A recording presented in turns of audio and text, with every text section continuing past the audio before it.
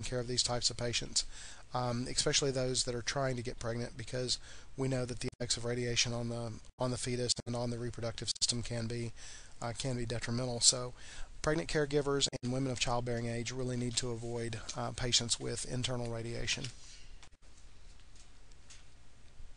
Side effects of radiation, they can be site specific, so we have some redness around the site of radiation. One of the big problems that we have, again, is that cellular death exceeding cellular regeneration rates.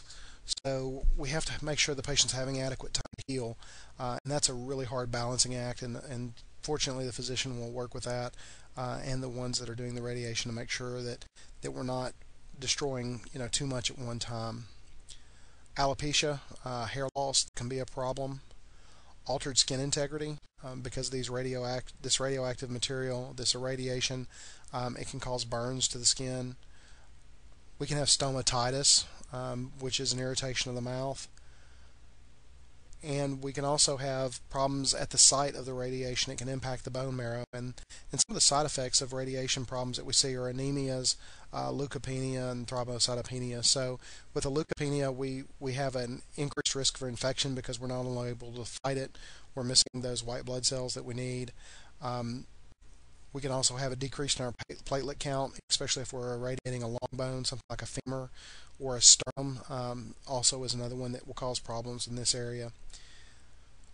One of the things that we want to ensure our patient understands, if a patient's getting radiation to the abdomen or pelvis, we need to be watchful for hematuria. Make sure they're not urinating blood. This is a major thing that we need to be watching for. There was something else on radiation I wanted to mention, but it escapes me at this point.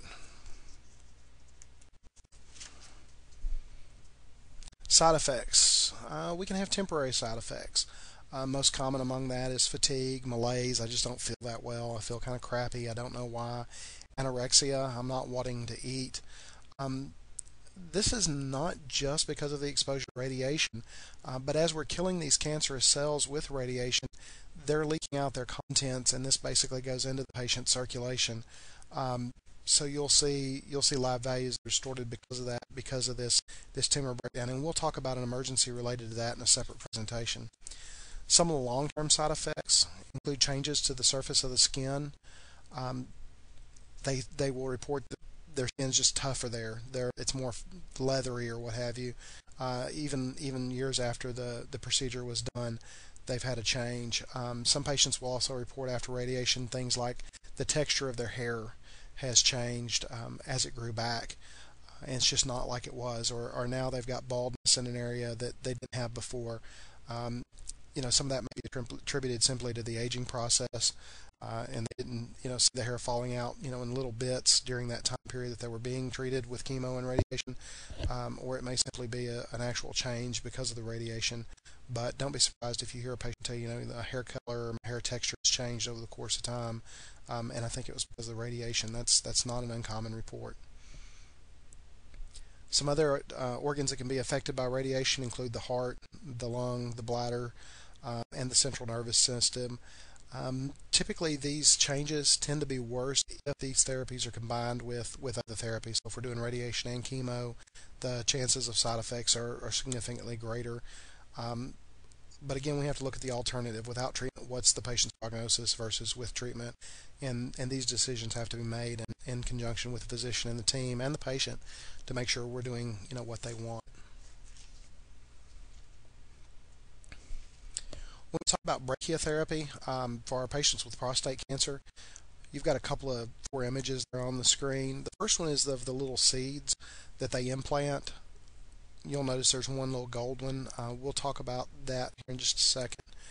You also see the physician over on the other side here is using a grid to implant this, and this is implant these seeds, and this is based on findings. They've evaluated the prostate and decided, hey, we need to put seeds at these spots, and basically this grid helps keep the physician aware of where these seeds are being implanted. You also have an ultrasound probe as part of that unit, again, that helps guide the physician to avoid some of the structures there. You'll notice they placed a radio-opaque catheter into the patient so that they could visualize the urethra and avoid that. This patient, the x-ray that you're seeing there, that's of the seeds implanted, and these will stay here forever. The gold seeds up here at the top, the ones that's a little fatter and a little shorter, those typically are implanted around the perimeter